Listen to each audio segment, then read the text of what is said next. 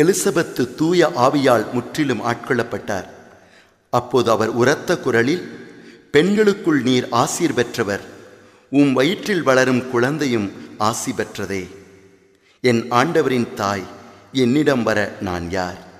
லூக்கா எழுதிய சுவிசேஷம் அதிகாரம் 1 திருவசனங்கள் 41 43 வரை.